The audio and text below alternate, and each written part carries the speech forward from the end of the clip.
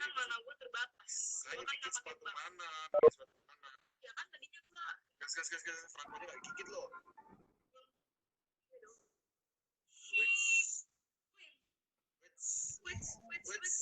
Ulti bos. Oke.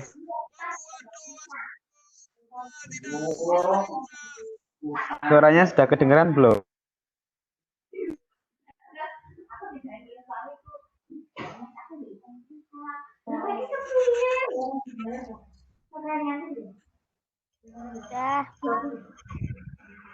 Sudah ya. Selamat pagi semuanya.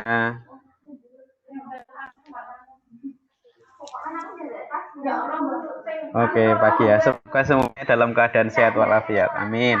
Baik, seperti yang kemarin sudah Pak Budi sampaikan ya, hari ini kita akan melaksanakan video conference yang selanjutnya. Pak Budi sekarang ada di sekolah, ini ada Bu Santi. Halo Bu Santi. Bagaimana kabarnya?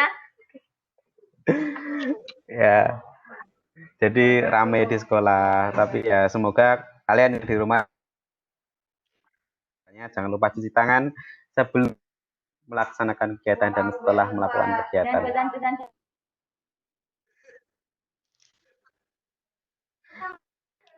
Kali ini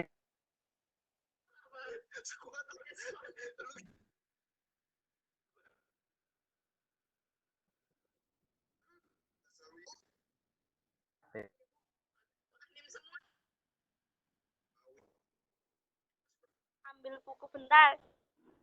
apa di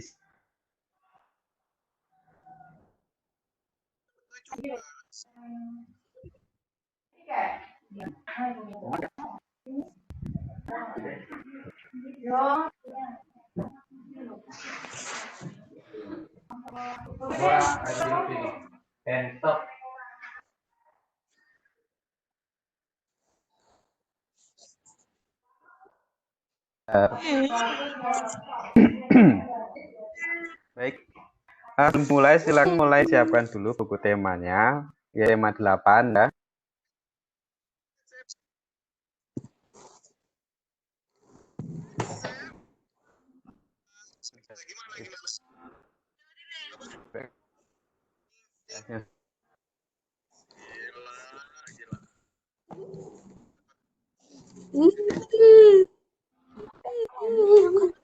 Tema 1, maka sekarang kita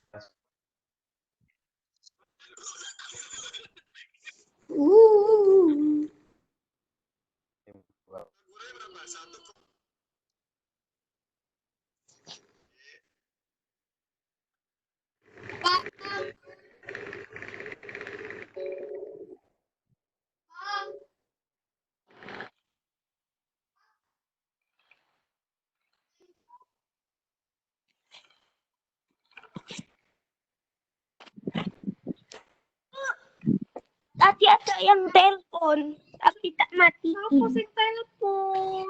Maminya Raja. Dan Lah ini mau join meeting kok suruh telepon.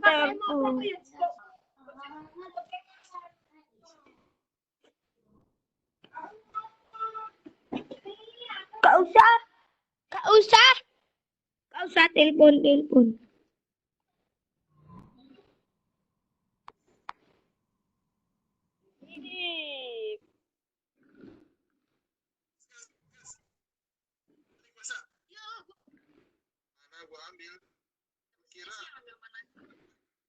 Halo.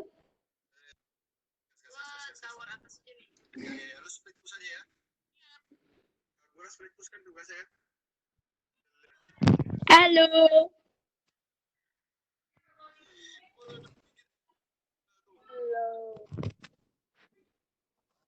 Ini loh Pak Budi udah. Pak. Teman siapa?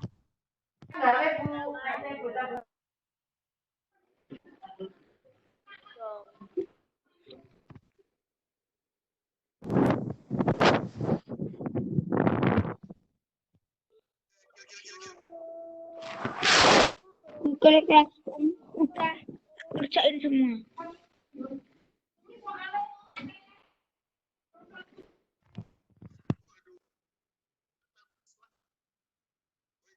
tolongin gua, ada di gua. Gila. Dari apa? Dari tembakan Leslie itu. There's no limit kan itu.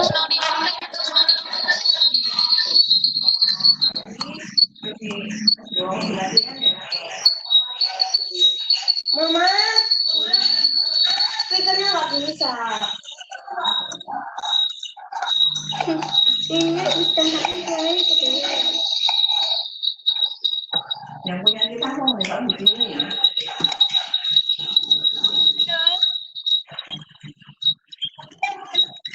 Iya. Bisa, tapi nggak jelas di sini.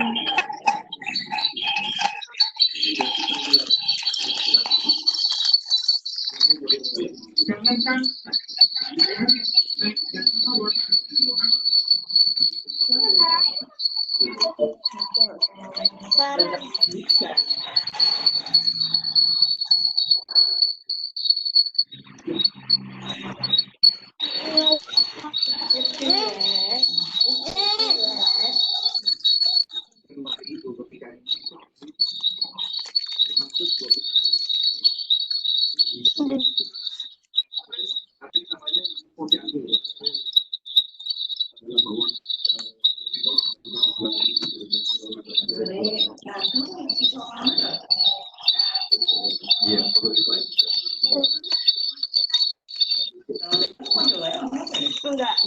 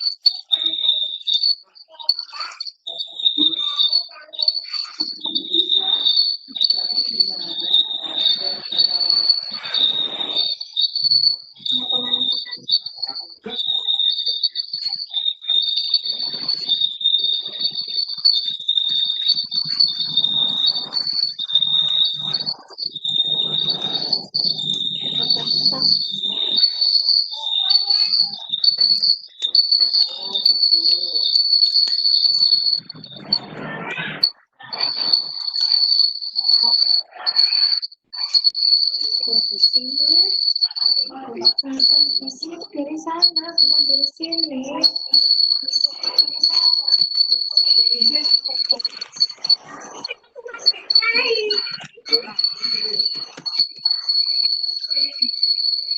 Kapan? Lagi.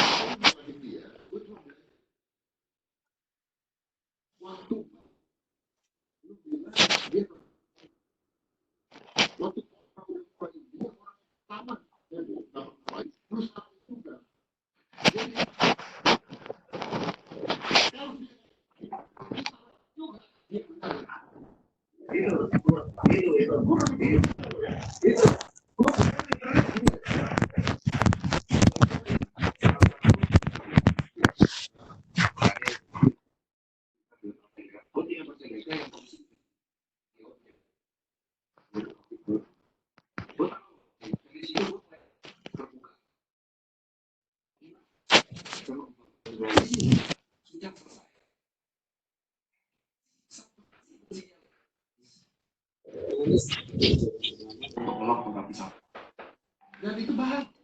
Ya,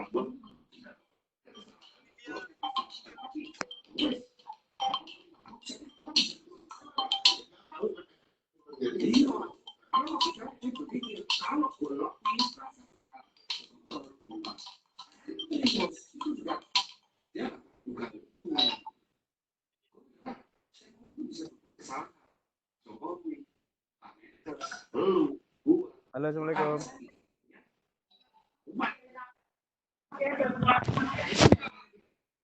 Halo.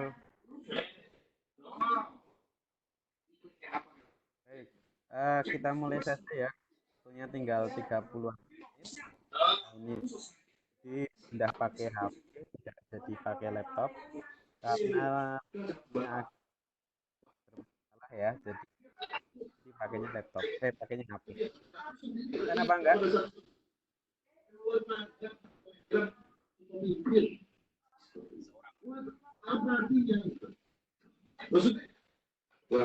jangan digoreng.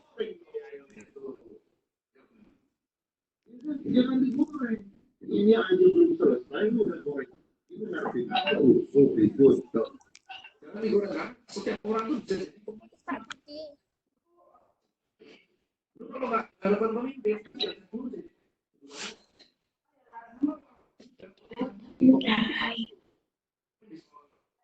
pemimpin kan? Itu bukan sosial.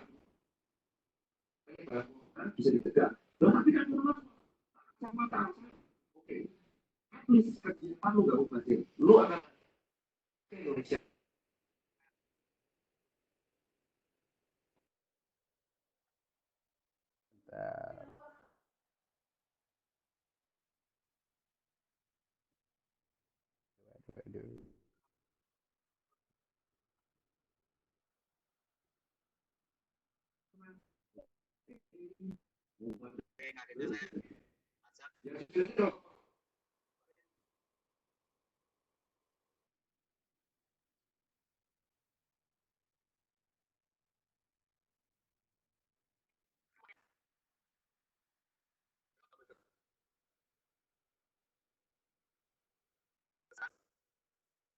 Baik.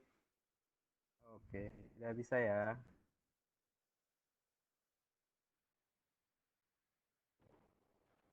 Halo semuanya, masih mendengarkan Pak Budi kan ya? Bu Muda bawa HP nggak?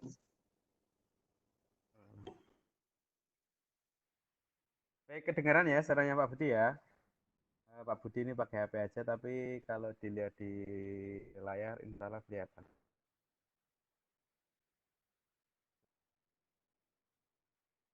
Baik, selamat datang di Distance Learning yang ketiga. Kali ini kita akan belajar tentang ilmu pengetahuan sosial ya, atau IPS tema 8. Dipastikan semuanya sudah membawa atau buku tema 8 ini. Silakan boleh mulai dibuka di subtema 2 karena kita materi IPS ada di subtema 2. Subtema 1 di tema 8 ini kemarin sudah kita pelajari. Sekarang kita subtema 2. Baik. Apa yang akan kita pelajari yaitu adalah usaha ekonomi masyarakat. Ini di subtema 1 juga sudah disinggung kemarin ya. Sebelumnya, ini ada beberapa hal yang akan kita pelajari. Yang pertama nanti Pak Budi akan menyampaikan terkait aturan kegiatan kita. Kemudian pembelajaran 3 yaitu halaman 68 tentang jenis usaha ekonomi yang dikelola sendiri, dan pembelajaran 4 halaman 75 jenis usaha ekonomi yang dikelola kelompok. Oke, silakan boleh ditandai dulu ya. Kita pembelajaran 3 dan pembelajaran 4. Selanjutnya,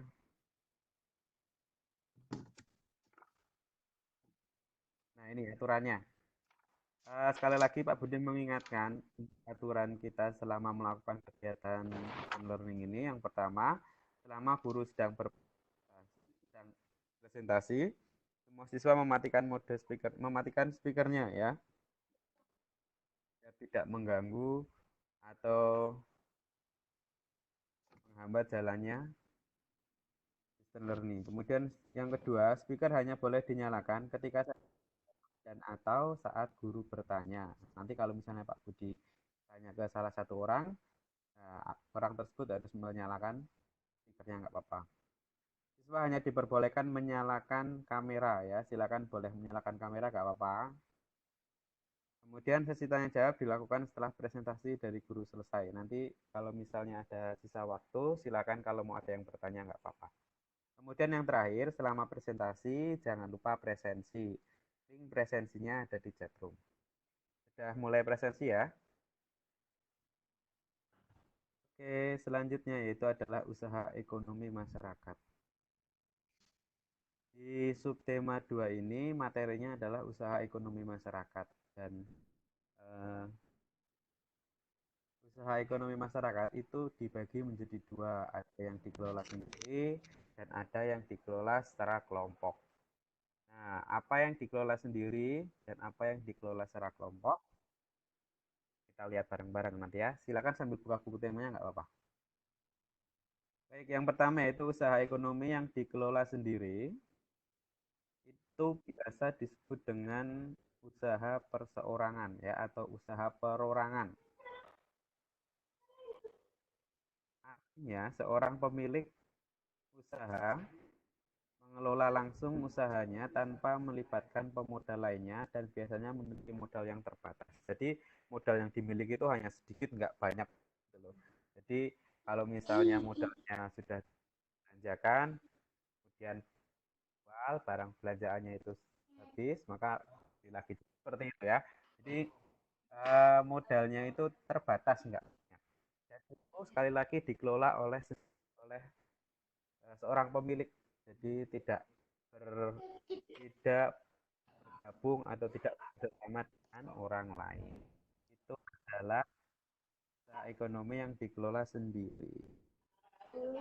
Ingat ya, kata kuncinya di sini adalah perorangan, kemudian modalnya terbatas. Itu aja. Jadi sifatnya perorangan dan modalnya terbatas. Itu kalau usaha dikelola sendiri. Oke. Nah, apa saja usaha yang dikelola sendiri? Nah, yang pertama, di bidang pertanian ya, ada yang di bidang pertanian. Maaf. Yang pertama itu di bidang pertanian itu sama dengan yang lainnya. Jadi kalau yang pertanian itu tetap dikelola oleh perseorangan, modalnya juga terbatas dan biasanya itu mengulang dan menggarap lahan yang terbatas. Ingat ya, kata kuncinya adalah mengolah dan menggarap lahan yang tetapi ada usaha pertanian yang dikelola dalam jumlah yang besar itu ada. Dan itu biasanya kalau di Indonesia jarang. Kalau di luar negeri seperti New Zealand, kemudian negara-negara di Brazil yang itu pertaniannya memiliki lahan yang besar, itu biasanya dikelola dan itu menjadi perusahaan yang besar. Atau mungkin di Jepang itu juga pertaniannya dikelola dalam bentuk perusahaan yang gede ya.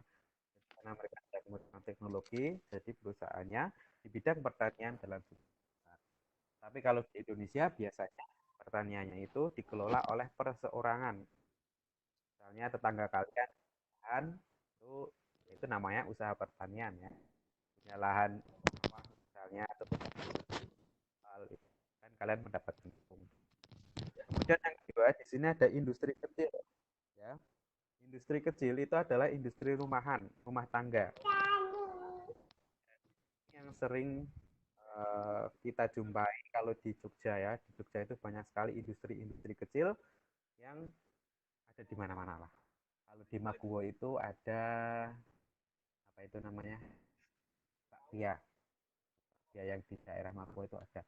Itu adalah industri kecil atau industri rumahan yang itu dikelola sendiri. Nah, contohnya ya, selain contoh bakpia tadi itu ada pembuatan souvenir, ada pembuatan keramik dan tembikar. Dan ini biasanya banyak ditemukan di tempat-tempat objek wisata itu. Kemudian yang ketiga yaitu yang dikelola ya dikelola sendiri. Yang ketiga itu adalah perdagangan. Nah, perdagangan itu tentunya dalam jumlah yang kecil sampai menengah, tidak besar banget, enggak kayak perdagangan antar negara itu enggak. Kalau itu dalam jumlah yang besar. Tetapi ini adalah dalam jumlah yang kecil atau ya kecil sampai dengan menengah lah. Contoh-contoh itu ada toko kecil, ada yang warung, dan toko kelontong, pedagang kaki lima dan sebagainya. Itu perdagangan yang dikelola. Dan yang terakhir itu adalah usaha jasa.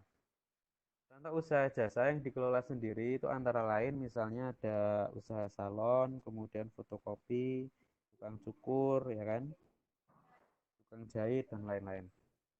Itu usaha-usaha yang dikelola sendiri. Kata kuncinya sekali lagi, usaha yang dikelola sendiri itu dikelola oleh perorangan atau dimiliki oleh perorangan. Itu aja.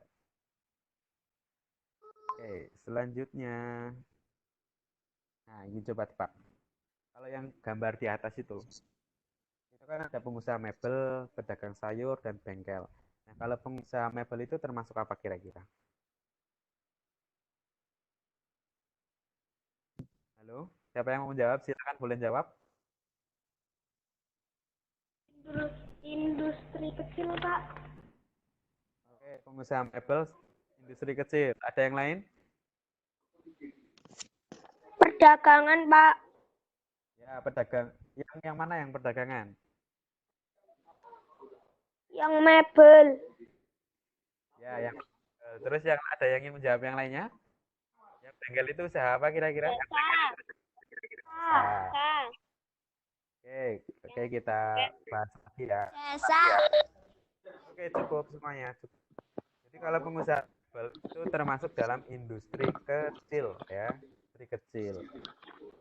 Kemudian kalau kecil itu usaha perdagangan ya, jelas itu. Bukan itu barangnya tidak ya, maksudnya dia jual barang-barangnya dalam jumlah yang terbatas. Kemudian kalau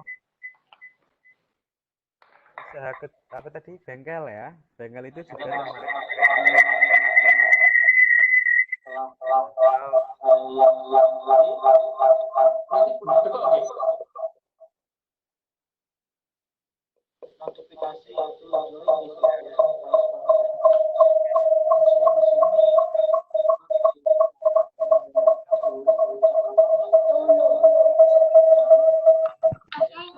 Siapa tuh kok berisik banget?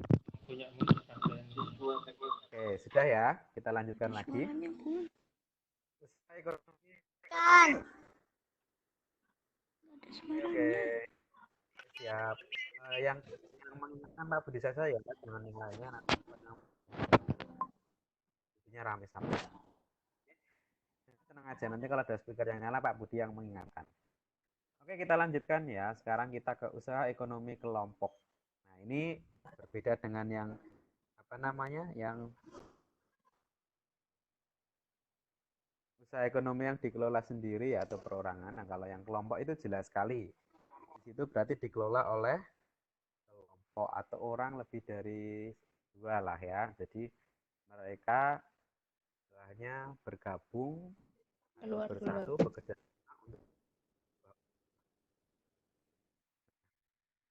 Kalau kita lihat pengertiannya, itu usaha ekonomi kelompok adalah usaha yang dijalankan bersama-sama, baik dalam hal modal, pengelolaan, maupun dalam hal bagi hasil. Jadi 3 kata kuncinya itu.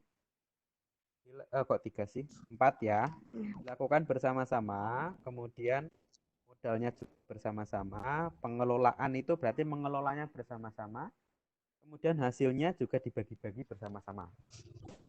4 kuncinya itu.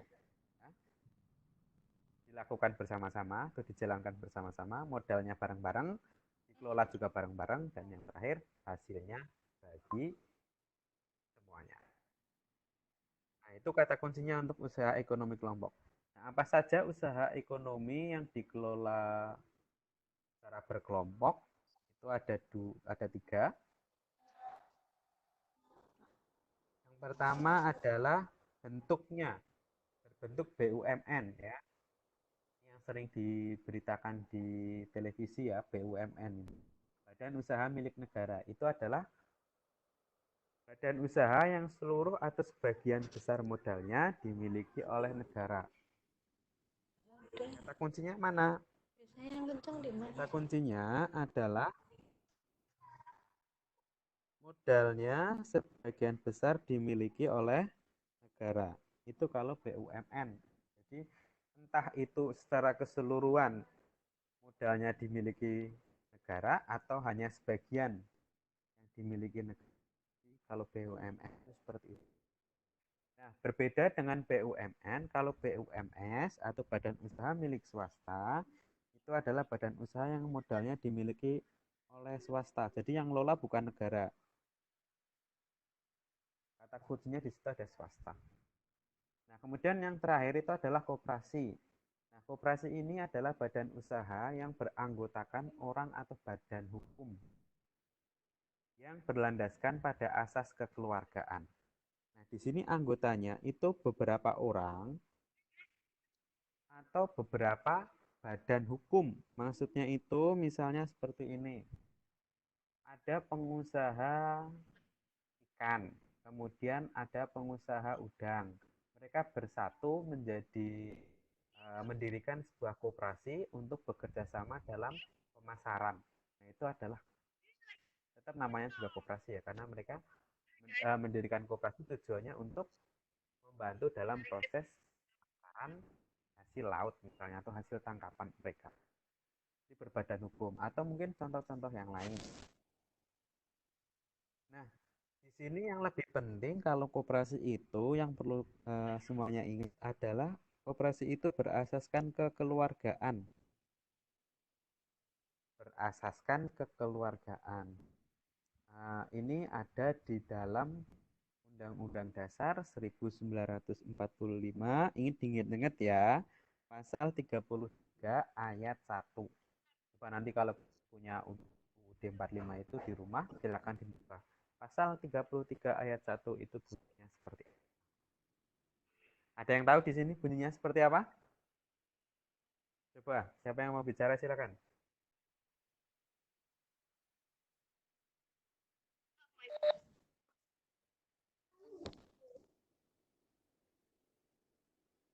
Ada yang menyampaikan bunyi pasal 33 ayat 1.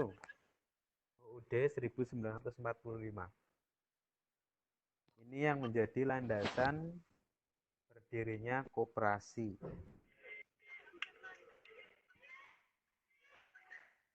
Satu, dua, tiga. Waktu habis. Oke. Ada yang mau menyampaikan? Nggak ada kan? Nggak ada. Oke. Jadi gini, pasal Perekonomian disusun atas usaha bersama berdasarkan atas kekeluargaan. siapa ini yang bicara? Oke, Mbak Bila, terima kasih. Betul sekali. Pasal 33 ayat 1 Undang-Undang Dasar 1945 itu berbunyi perekonomian disusun sebagai usaha bersama ya, berdasar atas asas kekeluargaan. Nah, pasal inilah yang menjadi landasan berdirinya sebuah koperasi. Jadi di situ ada kata kuncinya usaha bersama, berarti itu adalah usaha yang dikelola berkelompok. Kemudian asas kekeluargaan itu yang mencirikan dari sebuah koperasi. Oke, kita lanjutkan lagi. Kita bahas satu-satu ternyata ya. Yang pertama adalah badan usaha milik negara. Jenis-jenis BUMN. Jadi banyak jenisnya di sini. Ada banyak jenis perusahaan atau badan usaha yang dikelola oleh negara. Yang pertama adalah perusahaan umum atau perum. Nah, perusahaan umum itu merupakan perusahaan negara yang seluruh modalnya berasal dari negara. Ingat, kata kuncinya di sini adalah modalnya seluruhnya berasal dari negara. Nah, seluruh modalnya berasal dari negara. Itu perum atau perusahaan umum. Kemudian tujuannya itu untuk memperoleh keuntungan untuk negara. Jadi keuntungannya untuk negara masuk ke APBN ya, atau apa namanya, anggaran belanja negara, dan memberikan pelayanan kepada masyarakat. Dua kuncinya itu. Tujuannya itu kuncinya ada dua. Keuntungan untuk negara dan untuk pelayanan kepada masyarakat. Itu Perum. Nah, contoh perusahaan umum itu adalah Perum Percetakan Negara Indonesia. Dan satunya lagi Perum Percetakan Uang Republik Indonesia atau Peruri. Jadi yang nyetak-nyetak uang kalian itu, yang kalian pakai sekarang itu adalah, yang nyetak itu adalah Peruri ya, Perusahaan Percetakan Uang Republik Indonesia. Nah, itu adalah jenis BUMN. Yang pertama ya, jenis BUMN yang pertama yaitu Perum atau perusahaan umum. Oke, sekarang ada jenis BUMN yang kedua. Jenis BUMN yang kedua itu adalah perusahaan perseroan atau persero. Nah, kalau kalian lihat di layar, di monitor, layar HP atau monitor laptop kalian, itu ada banyak sekali contoh dari perusahaan perseroan.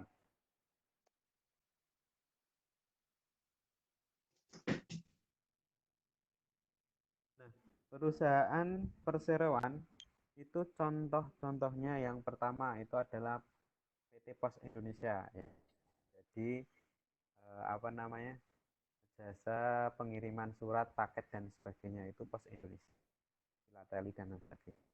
Kemudian yang kedua ada perusahaan listrik negara. Itu adalah perusahaan yang menyediakan atau memberikan layanan kepada masyarakat dalam bentuk listrik atau tenaga listrik ya. Jadi kalian bisa menggunakan HP kalian, laptop kalian itu juga berkat jasa dari PLN. Kemudian selanjutnya ada PT Telkom. Nah, PT Telkom itu bergerak di bidang telekomunikasi. Kita bisa menggunakan handphone, bisa menggunakan apa namanya, kita bisa melakukan video conference, ini juga berkat adanya Telkom. Kemudian selanjutnya adalah Balai Pustaka atau BP. Ini percetakan buku atau penerbitan buku ya, daerah BUMN. Kemudian Jasa Raharja. Nah, ini yang mungkin sering kalian dengar di berita sekarang ya, karena ada pemberitaan tentang apa namanya, katanya hampir collab atau hampir merugi. Itu adalah perusahaan PT Jasa Raharja, yaitu perusahaan yang bergerak di bidang asuransi. Jadi Indonesia atau negara itu memiliki perusahaan jasa asuransi. Oke, itu contoh-contoh dari perusahaan perseroan atau persero yang merupakan bentuk BUMN yang kedua. Kemudian selanjutnya adalah perusahaan jawatan. Perusahaan jawatan itu atau perjan ya, istilahnya itu singkatannya perjan. Lucu ya. Tujuan didirikannya perjan itu adalah untuk mengabdikan diri dan memberikan pelayanan, itu salah itu. Pelayanan kepada masyarakat. Nah, contohnya itu adalah Rumah Sakit Cipto Mangunkusumo atau RSCM di Jakarta. Itu tentunya dalam pelayanan masyarakat di bidang kesehatan. Oh, kebanyakan itu yang namanya perusahaan jawatan atau perjan itu memang bergeraknya di bidang kesehatan. Lebih banyak seperti itu ya. Jadi bisa dalam rumah sakit dan sebagainya. RSCM, RSUP nasional atau Rumah Sakit Umum Pusat Nasional. Selanjutnya adalah badan usaha milik swasta. Nah, ini yang jenisnya banyak banget. Dan di Indonesia itu memang banyak sekali perusahaan-perusahaan swasta.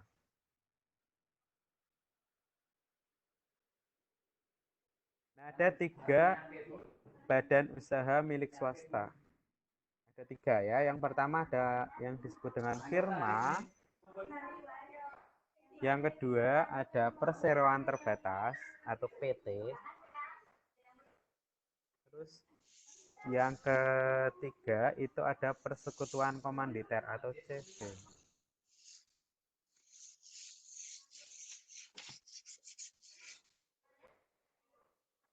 Oke, yang pertama itu adalah firma ya. Firma. Apa itu firma? Firma adalah badan usaha yang dimiliki oleh beberapa orang. Ingat ya, kata kuncinya di sini firma adalah badan usaha yang dimiliki beberapa orang. Ya, itu kata kuncinya. Kemudian nama firma itu biasanya diambil dari nama salah satu anggota. Nanti kita lihat contohnya, bentuknya firma itu seperti apa. Nah, contoh firma itu bisa firma dalam bidang hukum, firma dalam bidang keuangan atau akuntansi, atau firma dalam bidang perdagangan. Kemudian selanjutnya ada perseroan terbatas. Nah, perseroan terbatas itu adalah bentuk perusahaan yang didirikan dengan modal yang dibagi atas kepemilikan saham perusahaan. Jadi pasti itu yang mendirikan atau yang mengelola perusahaan atau PT ini lebih dari 2 orang, kan? Bersama mereka. Pemilik saham akan memperoleh keuntungan dalam bentuk dividen. Nah, ini yang mencirikan dengan perusahaannya. Kalau PT itu nanti keuntungannya itu dibagi-bagi, tetapi dibaginya itu dalam bentuk dividen. Jadi dividen itu adalah keuntungan yang diperoleh dari pemilik saham. Jadi dari mulai perusahaan ya, kemudian dikerjakan oleh beberapa orang. Nah, setiap orang itu disebut dengan pemilik saham. Nah, pemilik saham ini nanti akan mendapatkan yang disebut dengan dividen. Kemudian selanjutnya itu ada persekutuan komanditer atau CV. Ini Pak Budi lupa nama kepanjangan dari CV itu apa. Nanti tak kasih tahu ya. CV itu didirikan oleh beberapa orang, tetapi hanya dijalankan oleh sebagian di antara mereka. Ini bedanya dengan firma ya. Kalau firma itu didirikan oleh beberapa orang, dimiliki beberapa orang, tetapi beberapa orang itu juga ikut menjalankan usahanya. Nah, sedangkan CV itu berbeda. Di sini didirikan beberapa orang, kata kuncinya, kemudian hanya dijalankan beberapa orang atau sebagian doang. Jadi di sini CV itu ada dua, ada dua pihak ya. Ada pihak yang pertama itu adalah yang aktif, itu adalah pemilik CV dan dia mengelola usahanya. Kan? Kemudian ada pihak yang pasif. Pihak yang pasif itu dia juga memiliki dia yang memiliki CV itu, tetapi dia tidak ikut mengelola. Jadi yang mengelola sudah biarkan ada orang tersendiri, pihak tersendiri. Jadi itu ya yang membedakan CV dengan firma. CV itu ada pihak aktif dan ada pihak pasif. Pihak aktif itu yang aktif mengelola, dengan pasif itu hanya duduk di rumah terus nanti dapat uang. Oke, selanjutnya. Nah ini contoh-contoh dari firma ada Borneo Law Firm, atau di sini kalau law itu berarti hukum ya. Secara otomatis ini firma yang bergerak di bidang hukum. Kemudian ada Accounting Solution, itu firma yang bergerak di bidang keuangan atau akuntansi. Kemudian ada Tera Firma, itu Land and Development Material Engineering. Jadi mungkin yang berusaha dalam bidang perdagangan dan sebagainya. Ada firma hukum, ini yang jelas ini firma hukum ini. Kemudian misalnya contoh PT, ada Indofood, BCA, ya kan, ada Pupuk Kaltim, ada Excel, ada Jarum dan sebagainya. Dan itu perusahaan-perusahaan yang besar yang sering kita dengar. Ya, banyak. Oke, kemudian yang contoh CV yang ketiga yaitu ada contoh CV Fajar Jaya, Drilling Equipment.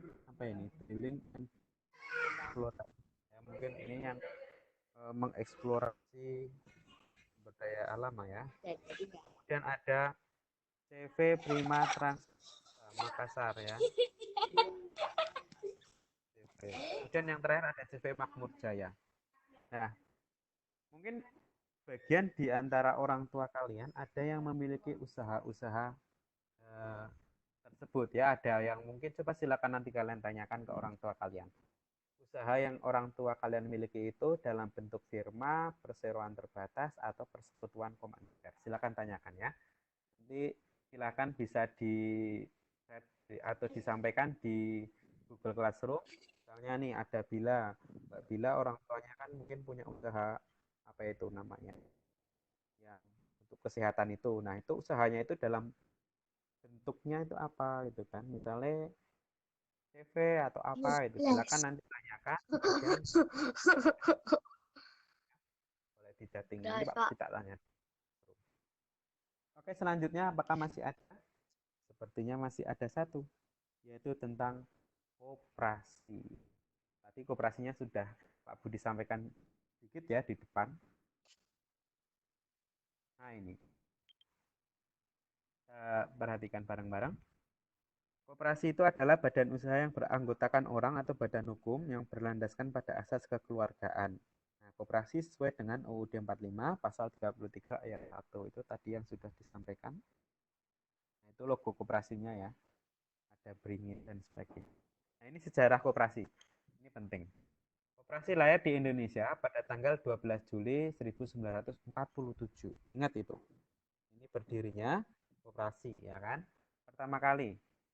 Dan orang yang pertama kali mengembangkan koperasi itu adalah Dr. Andes Muhammad Hatta. Ayo siapa yang tadi jawab kuisnya salah? Hanya ada yang keliru sebenarnya. Karena ada satu anak yang menjawabnya Bung Hatta dan Bung Karno, bukan ya.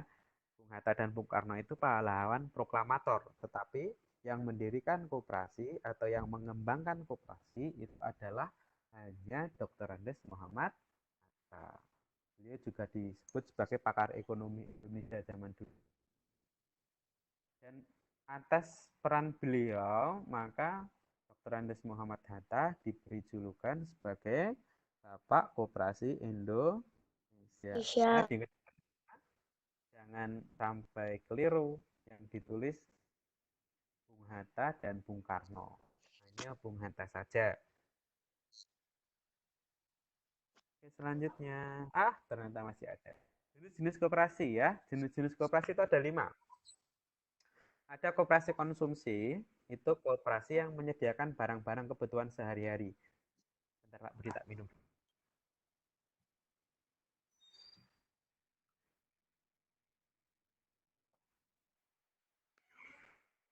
Oke, alhamdulillah. Ya, koperasi konsumsi itu menyediakan barang-barang kebutuhan sehari-hari, misalnya ada sembako, kemudian ada sabun, ada gula, pokoknya yang sering kita pakai setiap hari lah, atau kita gunakan setiap hari itu disediakan oleh koperasi konsumsi. Kemudian ada koperasi simpan pinjam, jelas ya di situ ada kata kuncinya.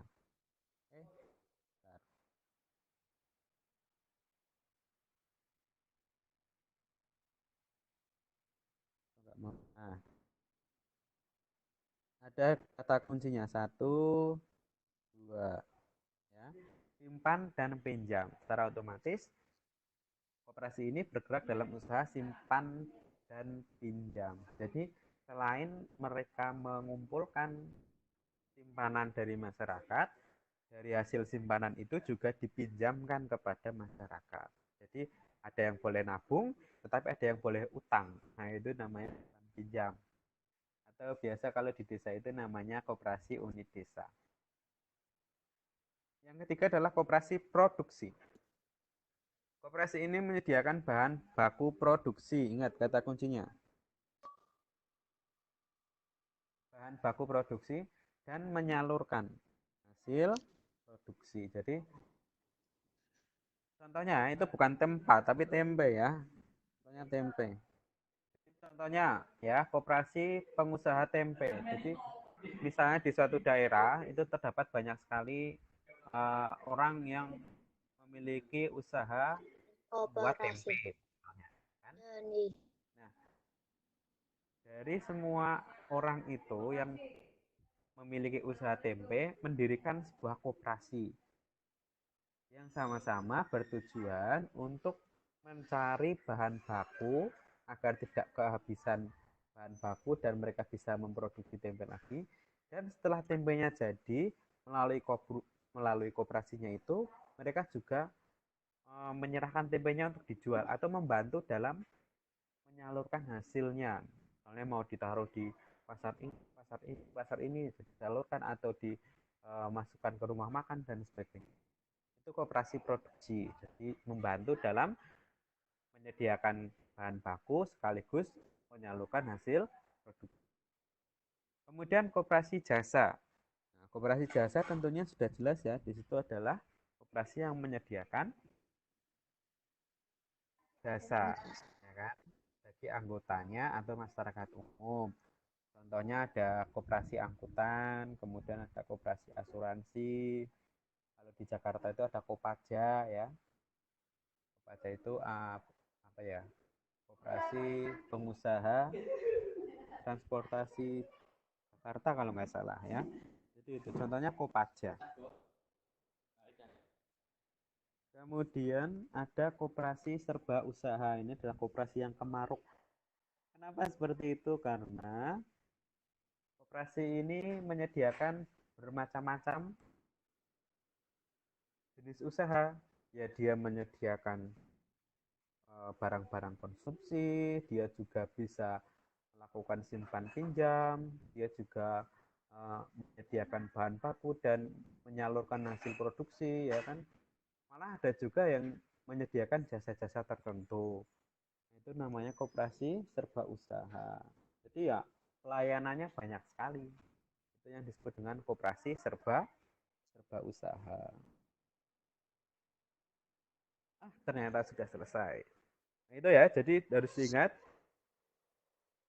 usaha ekonomi itu bisa dikelola oleh sendiri, ada yang dikelola sendiri, ada yang dikelola secara kelompok.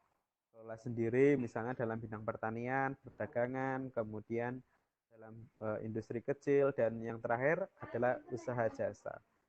Nah, itu usaha yang dikelola secara sendiri-sendiri. Kemudian ada yang dikelola secara kelompok ya. Tadi ada bentuknya, berbentuk BUMN, misalnya yang dimiliki oleh negara, ada yang BUMS atau yang dimiliki swasta, dan ada yang disebut dengan koperasi. Itu bentuk usaha yang dikelola secara kelompok. Sampai di sini ada yang ingin bertanya? Tugasnya nanti akan dibagikan melalui Google Classroom ya. Insya Allah nanti sore hari. Oh ya, sekalian Pak Budi jelaskan. Jadi ini kalau pas misalnya paginya kita melakukan distance learning atau video conference seperti ini, kemudian nanti sorenya Pak Budi akan memberikan tugas, silahkan selesaikan. Kemudian nanti malamnya itu Pak Budi akan memberikan kuis, dan kuisnya itu berhubungan dengan materi berikutnya. Nanti jawabannya akan Pak Budi sampaikan saat kita ketemu di video conference pagi. Oke, ada yang ingin bertanya sampai di sini? Ada yang ingin bertanya, coba silakan.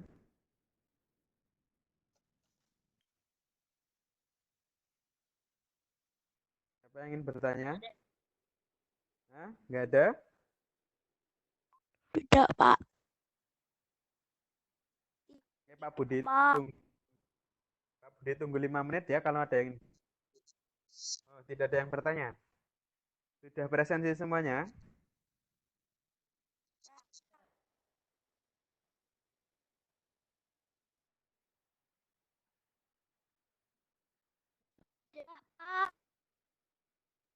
Sudah, nggak ada yang bertanya?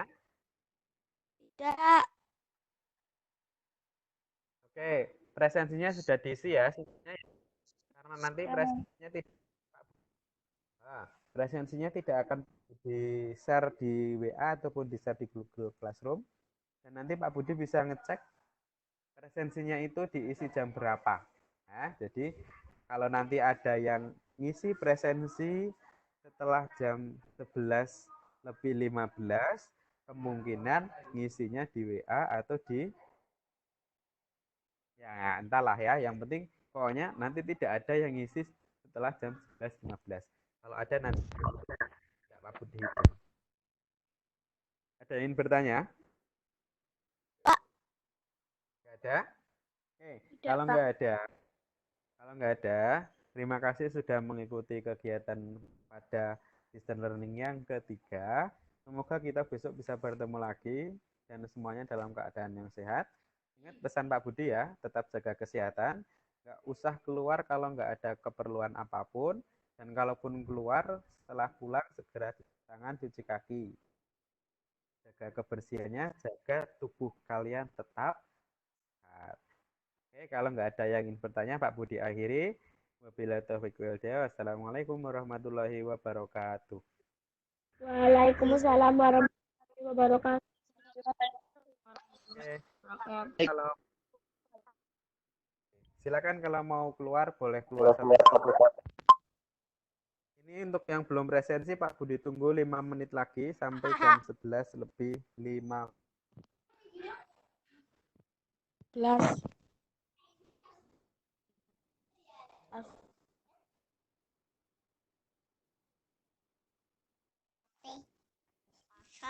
Ambil dulu kan batas.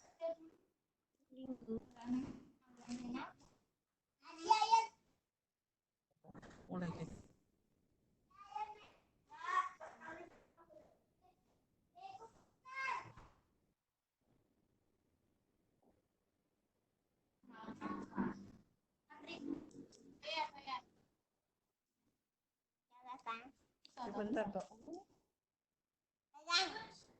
Sebentar, sebentar.